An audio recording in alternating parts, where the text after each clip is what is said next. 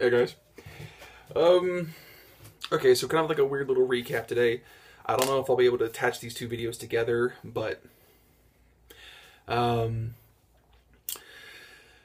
second day on the job, second day in the class, well, not even in the classroom, honestly, but second day in the office, second day at the school.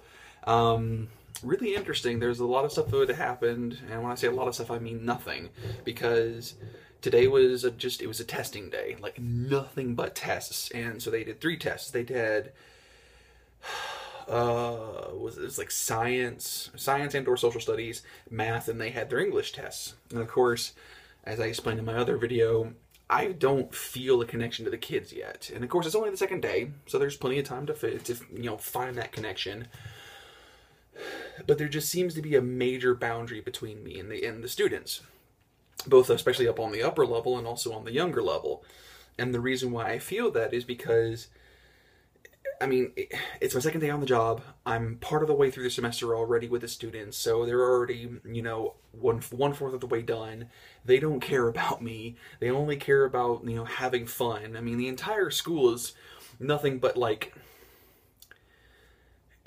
I don't want to say it, but they're just backwoods, backwater. None of them really. I mean, there is a very select few. To be honest, there's a very select few of students that actually care about English, about their studies. That actually go.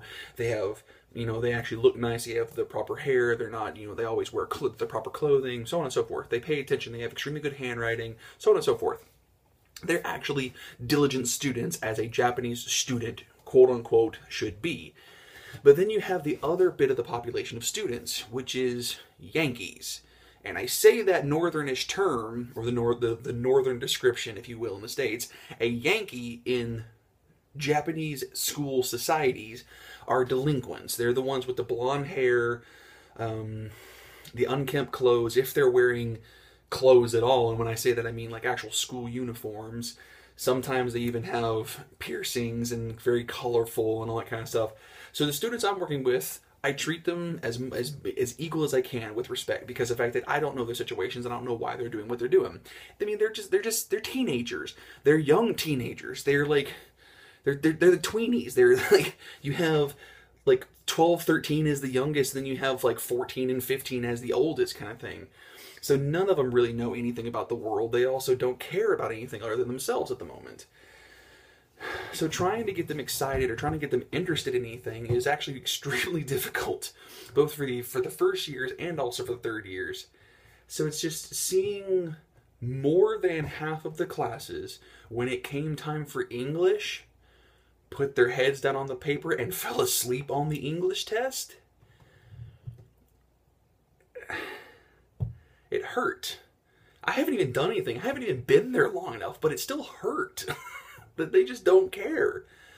I don't know if it's because of the fact that I was raised in a very kind and caring home that actually, cherish the idea of education and like how it can get you farther in life, and it has, because I'm in another country. I don't know if it's just because of the fact that it's my lifestyle, my choices, and how I think that it should be. But I thought I left all of this non-caring nonchalantness from the students back in the States. Like, all these kids with their technologies and their little gadgets and shit, it's what really makes teaching difficult. Even if you're able to incorporate it and integrate it into your lessons, that's all fine, well, and dandy. But you have to be able to do that for either every single lesson or never do it at all. Here, these kids, even when the teachers get onto them, try and take the phones from them, they pitch fits, they hit them. Matter of fact, I actually saw one of the students, he is my student in general, but one of the students, I saw this kid, he's not even in detention, he's just not in his class.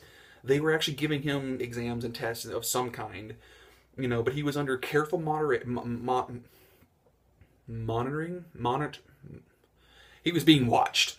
I can't think right now. He was being watched heavily by two different teachers. And, I was walking past because I had nothing to do. They were taking tests and I was just in the way of all the other teachers. So I was walking the school trying to see what I could see, what the classrooms were like and, on the other levels. And so I went down a level and saw this kid, and this student He was beating one of the teachers with a book. I mean, he's not a big kid, but it's just one of those where this student in particular picked up a small little flimsy book, like a little English book or a little math book or whatever it was, and just started hitting one of the teachers. I've never seen that before. And the thing that got me is the fact that the teacher herself did nothing. She sat there laughing, which I would laugh on the situation because the kid's hitting me with a tiny little book. But the fact is the matter that this student was doing it out of just pure annoyance of the fact that the teacher was there. It took every fiber of my being not just to run over there and smack him upside the head. Oh, God. I wanted to scream at him so bad.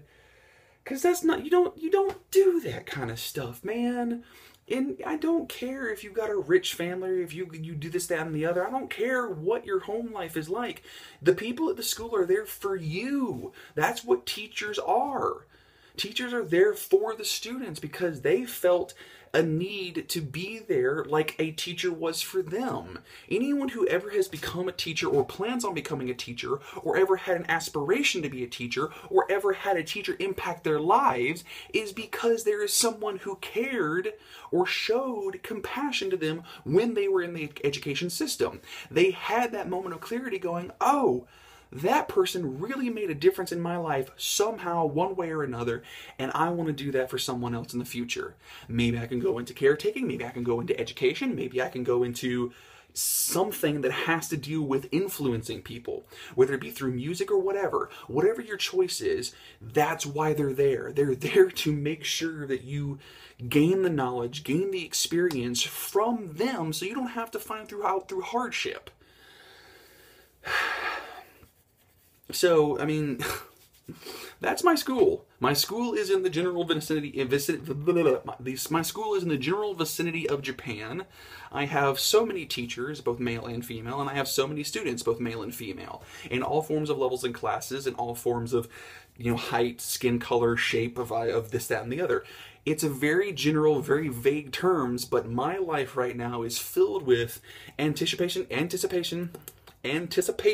to go back to the school to continue doing what I'm doing, which is grading papers, teaching English, having conversations with the students, getting them sort of, used to the idea of communicating with people in English or exposing themselves to another language. And I want to do that on a regular basis, but I also am terrified at the fact that my day is going to get quote-unquote ruined by a student who doesn't understand the value and the compassion of each specific interaction that they have with any of the teachers through the education system. I know it's different from America, but it's not that different. Kids will still be kids. They're going to be stupid little fucktards because they don't understand the value of what the adults are doing for them, on how they're putting themselves out there for the students. And I'm not going to say I wanted this because I know I wanted this. This is something that I was planning on doing, is actually going out there and being there for the kids and doing things for the kids and actually experiencing life in another country and growing up and becoming an adult and trying to find my own way. But it's one of those where I've been homeschooled my whole life, basically my whole life, from halfway through second and third grade kind of thing, all the way through high school. And then when I went into college, I was kind of sheltered and taken care of in that aspect that I started off in nothing but technical schools. And then I went to a quote-unquote private college. I've never had any of those real, true life experiences outside of just general stupidity on my own within a very protective environment. And now that I'm seeing these kids act out and be little shitheads, it's tough. It's scary, it's surprising, it's infuriating to see them not value what's being given to them, on how good they have it in these schools and how the teachers are there for them to be that buddy, to be that friend, that person, that compassion, that third parent who helps take care of them and influences them. And it just is so upsetting that all of this has been happening without me. And I know I can't save the world. I know I can't feed every homeless person. I know I can't take care of every single kid. But I want to do what I can. And seeing this only on my second day, it really makes me think. It really makes me appreciate what I had. And just, I want to say thank you to all the teachers I had who put up with my stupidity and actually helped me and pushed me in the right direction. Thank you. From the bottom of my heart, thank you. Mom, Dad, thank you for being there for me and continuing to push me and continuing to give me that sort of gumption to follow, not only to be able to follow my dreams, but also to follow the route of education. Yeah, it's expensive, but that expense is going to pay off in the end because I'll be able to make something of myself, something that you can be proud of. And I really hope that that will actually happen someday soon if it hasn't already happened, because I'm just starting. I'm just getting into it. But I know for a fact that I want to be able to pass it on to other students, to let them know that, you know, learning a new language, learning your arithmetic in middle school, learning, you know, your basic social studies, your Japanese history, whatever it is necessary, learning those things is very important. Everything stacks up on itself. It's a scaffolding process. You don't know a single thing until the day you die, and then it's too late. So you have to take in everything before it's too late. Because I'll be honest, guys, I'm in Japan, I'm a teacher of English, and yet I learn something every single day I walk out my door. Every day. So,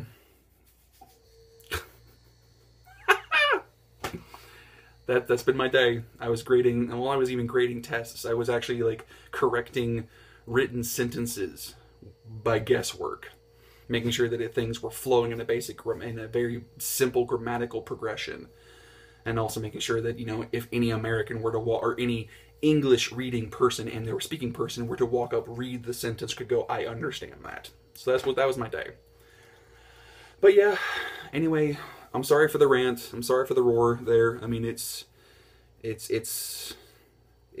important to me. All of that was important to me. All of that needed to be said, because I don't think I've ever said it enough, and I can't say it enough. So, anyway, guys, that's my day. That's pretty much what's happening. I'm going to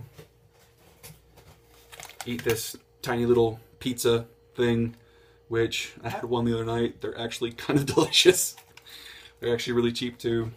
But yeah, I'm gonna prep myself for tomorrow, which is more testing. So I mean, it's just like I've got a couple things I need to take care of. But yeah, that's my day. That's what I'm doing. Love you guys. Be sure to like, favorite, subscribe, do all the socials. Try and paste this here and there, trying to make sure things go where they need to, because, you know, if any little thing I've said or done brings a smile to your face or a chuckle to your heart, then my purpose truly has been served here, and I want to thank you for the opportunity. So it's just fun, and I want to share that with people. So I keep pointing my fingers at you, and you're just... Anyway. Take care, guys. I'll see you all in the next one.